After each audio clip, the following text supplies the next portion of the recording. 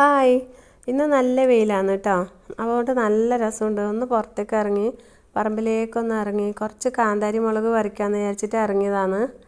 കാരണം മോളൊന്ന് പോലായി, ബാംഗ്ലൂരാണ് മോള് ജോലി ചെയ്യുന്നത്. അപ്പോൾ മോള് പോകുമ്പോൾ കുറച്ച് കൊടുത്തേക്കാന്ന് വിചാരിച്ചിട്ട് ഞാൻ കുറച്ച് കാന്താരി പറിക്കാമെന്ന് വിചാരിച്ച് ഇറങ്ങിയതാണ്. എന്നും പറിക്കുന്ന തൈയാണിത്. അപ്പോൾ ഇതിലധികം ഇല്ല. അപ്പോൾ 1-2 തൈ വേറെയുണ്ട്. അതിലൊന്നും കുറച്ച് പറിക്കാമെന്ന് വിചാരിച്ചു. പിന്നെ രാവിലെ ഏട്ടൻ തോട്ടത്തിൽ പോകുമ്പോൾ ഏട്ടനോടും പറഞ്ഞിട്ടുണ്ട് കുറച്ച് പറിച്ചു കൊണ്ടുവരണമെന്ന് പറഞ്ഞിട്ടുണ്ട്. കാന്താരി നല്ല ടേസ്റ്റ് അല്ലേ അല്ലേ? നമുക്ക് ചമ്മന്തിക്കായാലും പിന്നെ എന്താ പറയുക, എല്ലാ കറികളിലും നമുക്ക് മോര് വെച്ച എല്ലാ കറികളിലും കാന്താരി അരച്ച് ചേർക്കുമ്പോൾ നല്ല ടേസ്റ്റാണ്. ഞാൻ പച്ചമുളകൊന്നും മേടിക്കലില്ല കേട്ടോ. എൻ്റെ പറമ്പിൽ തന്നെ ഇഷ്ടംപോലെ കാന്താരി തൈയുണ്ട്. പിന്നെ നമ്മളെ തോട്ടത്തിലും ഉണ്ട് ഇഷ്ടം പോലെ.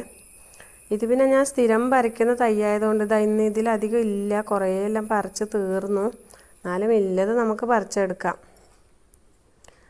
കാന്താരി പിന്നെ നമ്മൾ ഉപയോഗിച്ചാൽ നമ്മളെ കൊളസ്ട്രോളിനെല്ലാം നല്ലതാണെന്നും പറയുന്നത് കേട്ടിട്ടുണ്ട്. അങ്ങനെ കുറച്ചിന്ന് മോള് പോകുമ്പോൾ കൊടുത്തേക്കാന്ന് വിചാരിച്ചിട്ട് പറിക്കാൻ ഇറങ്ങിയതാണ്.